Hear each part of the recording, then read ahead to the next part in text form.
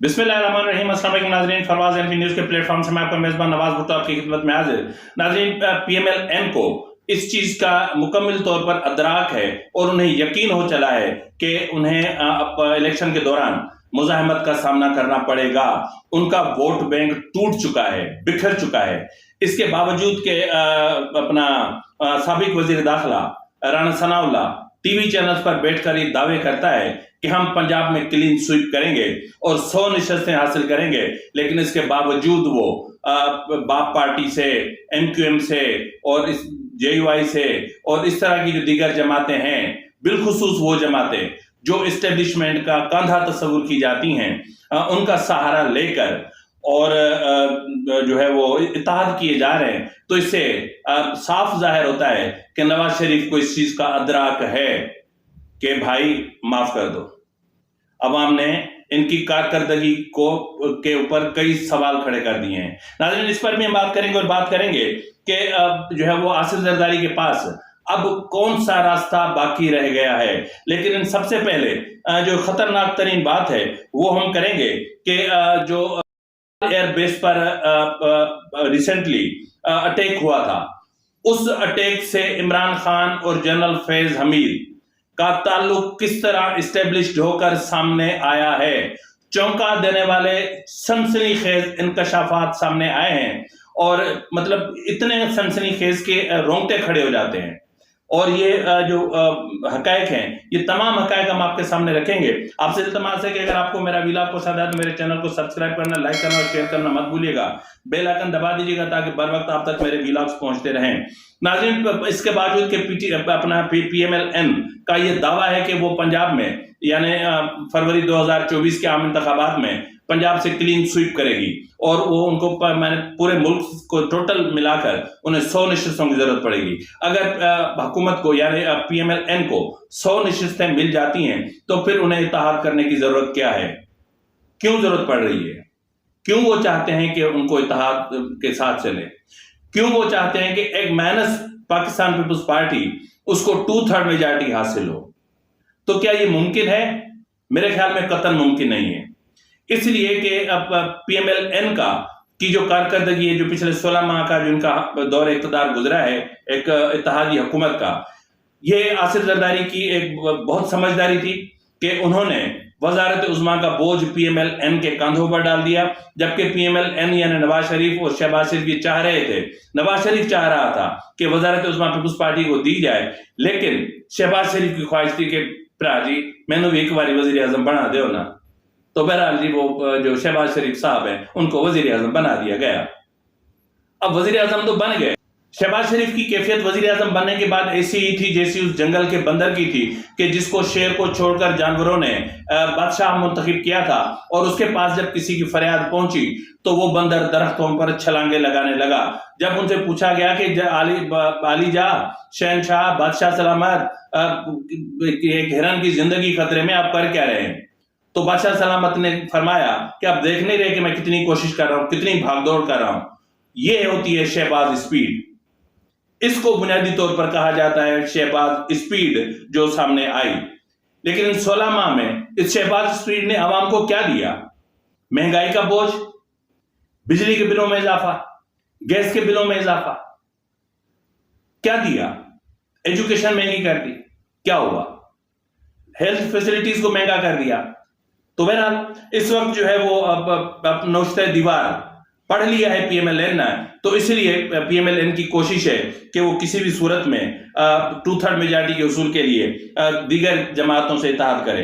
अब इस पीएमएल-एन की इन कोशिशों ने पाकिस्तान पीपुल्स पार्टी को तनहा कर दिया है। लेकिन अगर पीएमएल-एन में अक्लमंदी होती तो इस्टेब्लिशमेंट के जो कंधे तस्वुर की जाने वाली जमातें जिस तरह एमक्यूएम, बाप पार्टी और ये इस तरह हो गई, उनको उनके साथ इत्तेहाद करने की बजाय अगर वो खाली पाकिस्तान पीपुल्स पार्टी और जेयूआई के साथ इत्तेहाद अपना मेंटेन रख लेते तो इनको वैसे ही वही अक्सरियत हासिल हो जानी थी जो इनको चाहिए थी। और फिर ये अगर मिल बांट कर बैठकर اور 18ویں آئینی ترمیم میں جو مزید ترامیم کرنی ہے وہ بھی کر لیتے، اور جو کالے قوانین اب بھی آئین میں موجود ہیں ان کو بھی ریورس کر لیتے، لیکن ایسا نہیں ہوا اور پاکستان پیپلز پارٹی کو نہتا کر دیا گیا۔ ایک طرف پاکستان پیپلز پارٹی کو نہتا کر دیا گیا، دوسری طرف پاکستان اپنا تحریک انصاف کو دیوار سے لگا دیا گیا، ان کا بازو مروڑا گیا اور ان کو مٹانے کی کوششیں کی جا رہی ہیں، ان کو سمیش کیا جا رہا ہے، عمران خان کو مکمل طور پر ختم کرنے کی کوششیں ہو رہی ہیں۔ تو ایسی صورتحال میں یقیناً آصف زرداری کے پاس سوائے پی ٹی آئی سے رجوع کرنے کے اور کون سا راستہ بچتا ہے؟ لیکن یہ بات طے ہے کہ پاکستان پیپلز پارٹی کسی صورت پی ایم ایل این سے اب اتحاد نہیں کرے گی، کیونکہ معاملات بہت آگے بڑھ چکے ہیں۔ ہاں البتہ مولانا فضل الرحمان اس حوالے سے کوئی کردار ادا کریں، یا پھر اسٹیبلشمنٹ کا وہ فرد یا وہ اہلکار یا وہ آفیسر یا وہ طاقت جو اسلام آباد سے خاص طور پر جہاز میں چلی تھی اور آصف زرداری سے کہا تھا کہ آپ پی ایم ایل این کے خلاف سیز فائر کر دیں اور بیان بازی سے گریز کریں، اور یہی چیز پی ایم ایل این کو بھی سمجھائی گئی، تو وہ شخصیت اگر کوششیں کریں تو شاید معاملات کسی طرف جا سکتے ہیں۔ لیکن اسٹیبلشمنٹ کی حتی الامکان کوشش ہے کہ آئندہ جو عام انتخابات ہیں اس کے بعد جو پارلیمنٹ وجود میں آئے وہ ایک ہنگ پارلیمنٹ ہو، ایک محتاج حکومت ہو۔ ناظرین اس سے ہٹ کر ہم اگر آپ آتے ہیں میاں والی ایئر بیس پر جو ریسنٹلی حملہ ہوا تھا، جس میں ایک دعویٰ یہ کیا گیا کہ 7 دہشت گرد مارے گئے، دوسرا دعویٰ یہ کیا گیا ہے کہ 9 دہشت گرد مارے گئے۔ بہرحال یہ تربیت یافتہ دہشت گرد تھے۔ اب یہ ایئر بیس خالی ایئر بیس تھا جو ٹریننگ کے یا دیگر مقاصد کے لیے استعمال ہوتا تھا، لیکن جو یہاں پر سوال آتا ہے کہ حملہ تو ہوا نا، یوز جو کر رہی تھی وہ تو پاکستان ایئر فورس ہی کر رہی تھی نا، وہیں پہ پاکستان ایئر فورس کے جو جہاز تھے وہ گراؤنڈ کیے ہوئے تھے نا۔ تو دہشت گرد کس طرح گھسے، کتنی دیدہ دلیری سے گھسے اور کتنا نقصان پہنچایا، یہ آج بھی ایک بہت بڑا سوال ہے۔ اور کیا یہ سچ ہے کہ بہت سارے حقائق کو چھپایا جا رہا ہے؟ تو اس حوالے سے ناظرین میں اپنی طرف سے کچھ نہیں کہتا، اور کیونکہ یہ بات کہی ہے ایک معروف دفاعی تجزیہ نگار عائشہ صدیقہ نے، یہ ایک بہت بڑی پڑھی لکھی خاتون ہے، ڈاکٹر ہیں، اور پہلے پاکستان میں تھی، لیکن ایک کتاب لکھنے پر ان کے اور اسٹیبلشمنٹ کے درمیان تھوڑے سے فاصلے ہوئے۔ آپ کو پتا ہے کہ جب اسٹیبلشمنٹ کے ساتھ فاصلے ہو جاتے ہیں تو پھر وہ شخص پاکستان میں رہنے جیسا نہیں رہتا، تو عائشہ صدیقہ نے پاکستان چھوڑ دیا۔ لیکن انہوں نے حال ہی میں جو ایک کالم لکھا ہے، اس کالم نے پوری دنیا میں تباہی مچا دی ہے، پوری دنیا میں تباہی مچا دی ہے۔ میں اس آرٹیکل کے کچھ مندرجات آپ کی خدمت میں پڑھوں گا، اور اس کے ساتھ آپ وہ اوریجنل جو ہے وہ بھی آپ اسکرین پہ دیکھیں گے۔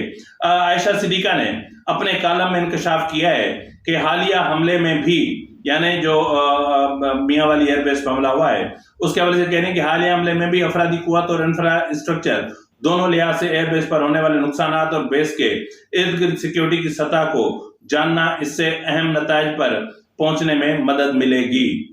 یعنی آپ پہلے ہی ان کے نتائج کو دیکھیں کہ آخر اسباب کیا تھے، اسباب کو دیکھیں کہ اتنا سارا نقصان ہوا، دہشت گرد اندر کیسے آئے، سیکیورٹی بھلے وہ خالی تھا ایئر بیس، لیکن دنیا میں تو ایک تاثر یہی گیا نا کہ پاکستان ایئر فورس کے ایک ایئر بیس پر دہشت گردوں نے حملہ کر دیا۔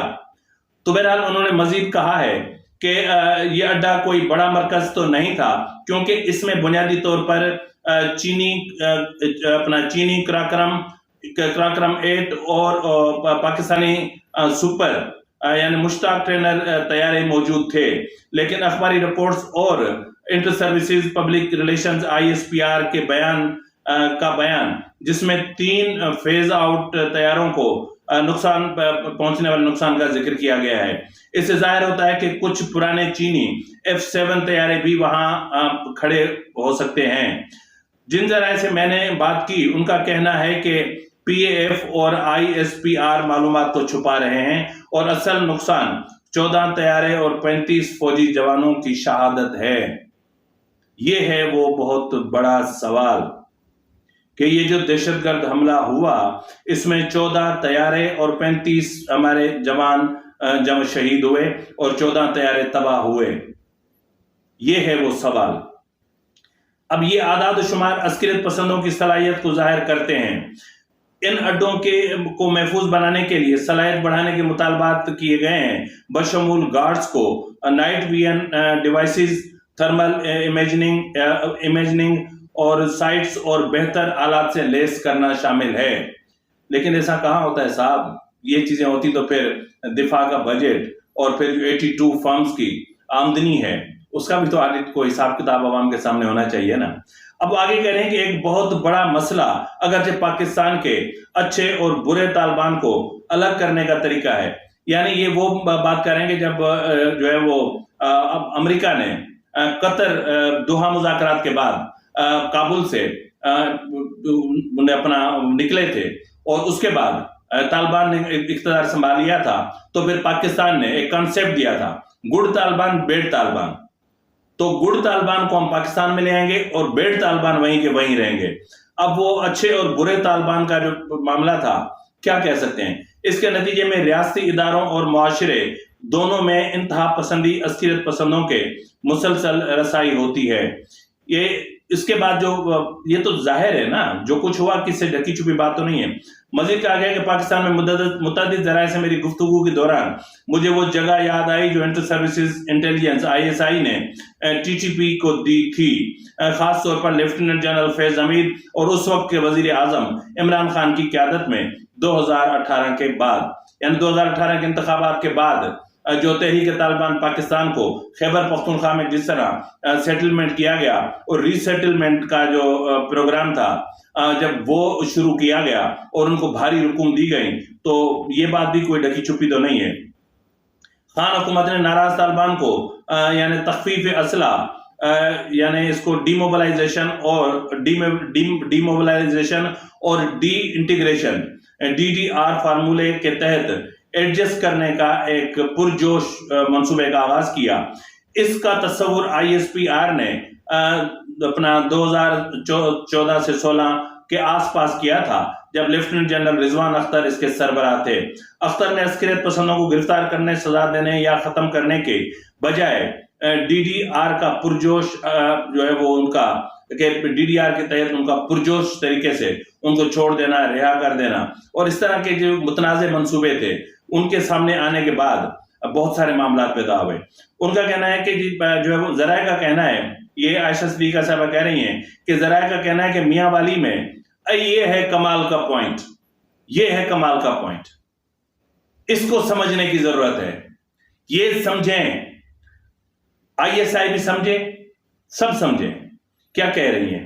وہ کہہ رہی ہیں کہ ذرائع کا کہنا ہے کہ میاں والی میں جن 7 عسکریت پسندوں کو گولی مار کر ہلاک کیا گیا، ان میں سے زیادہ تر کا تعلق کچے کے علاقے سے تھا، جو کہ جنوبی پنجاب اور سندھ کے قبائلی پٹی ہے، جہاں گزشتہ حکومت کے دور میں عسکریت پسندوں کو کھڑا کیا گیا تھا۔ یہ انکشاف تو خود حکومت بھی کر چکی ہے کہ کچے میں جو ڈاکوؤں کے خلاف آپریشن چل رہا ہے اس میں نیٹو کا اسلحہ استعمال ہو رہا ہے، اور ان میں جو ہے وہ TTP کے طالبان جو TTP کے دہشت گرد ہیں وہ ڈاکوؤں کے ساتھ ملے ہوئے ہیں۔ یہ حکومت، پنجاب حکومت اور پنجاب پولیس خود اس چیز کا اعتراف کر رہی ہے۔ آگے کیا کہہ رہے ہیں، یہ ذرا میں نے کہا نا اس کو سمجھنے کی ضرورت ہے۔ جو اپنا کہہ رہے ہیں کہ جی عمران خان پر یہ بھی الزام ہے کہ انہوں نے ان عسکریت پسندوں کو اپنے تحفظ کے لیے استعمال کیا گیا، جب پنجاب پولیس نے ابتدا میں انہیں لاہور میں گرفتار کرنے کی کوشش کی۔ جی ناظرین، اس کا بھی پنجاب حکومت اعتراف کر چکی ہے کہ زمان پارک میں بڑے پیمانے پر عسکریت پسند اور اسلحہ موجود ہے، جدید گولہ بارود موجود ہے، جس کی وجہ سے پنجاب پولیس یا رینجرز وہاں تک نہیں پہنچ پا رہی۔ اور جب عمران خان کی گرفتاری کا فیصلہ کیا گیا وارنٹس لے کر، اور پولیس نہتی وہاں پر گئی، کیونکہ یہ پلان تھا کہ اگر پولیس وہاں پر مسلح ہو کر آتی ہے تو پھر یہ جو عسکریت پسند ہیں یہ PTI کے 25-50 لوگوں کو مار دیں گے، تاکہ ان کے معاملات کا جو الزام ہے وہ پنجاب پولیس پر عائد کیا جائے۔ تو پنجاب پولیس نے جب خالی ہاتھ زمان پارک کا رخ کیا تو پھر یہ جو مسلح تھے دہشت گرد، یہ اور ان کا اسلحہ چھپا دیا گیا۔ واضح طور پر ان عسکریت پسندوں تک رسائی اور قانون نافذ کرنے والے اداروں اور سیکیورٹی اداروں تک ان کی رسائی ایک ایسا مسئلہ ہے جو کبھی بھی پوری طرح سے حل نہیں ہوا۔ سیکیورٹی ایجنسیوں کی افرادی قوت اور مختلف عسکریت پسند گروپوں کو الگ الگ کرنے کے حوالے سے ملک میں سویلین حکام یا عام لوگوں کو کبھی بھی تسلی بخش اور قابل اعتماد جواب نہیں ملا۔ تو ناظرین، عائشہ صدیقہ نے کھل کر باقاعدہ کھل کر یہ جو میاں والی ایئر بیس پر اٹیک ہوا تھا، جس پر آپ کو یاد ہوگا کہ 9 مئی کو پی ٹی آئی کے لوگوں نے جن دیواروں کو دھکے دے کر گرایا تھا، انہی دیواروں سے، اسی جگہ سے جو ہے دہشت گرد سیڑھی رکھ کے اندر داخل ہوئے، تاروں کو جو اوپر خاردار تاریں لگی ہوئی تھیں ان کو کاٹ دیا تھا اور پھر اندر چلے گئے تھے۔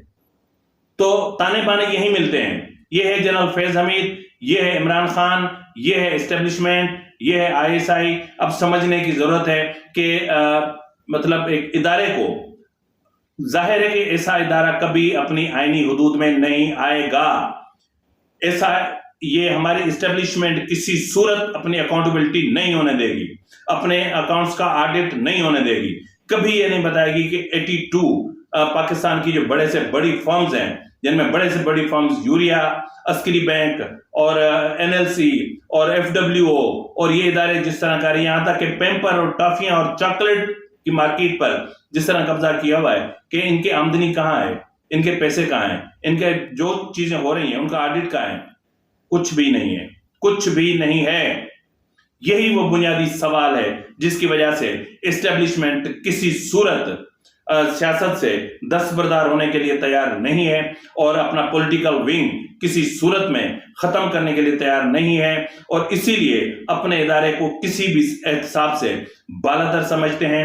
کسی بھی کرپٹ سے کرپٹ ترین جرنل کی جو ہے وہ کرپشن پر جو ہے وہ ان کو احتساب سے مبرہ اور بالاتر سمجھتے ہیں، لیکن ان کو یہ پتہ نہیں ہے کہ یہ سرکاری ملازم ہے۔ فی الوقت کے لیے اتنا ہی، ملتے ہیں اگلے پروگرام میں، تب تک اجازت دیجیے، فی امان اللہ۔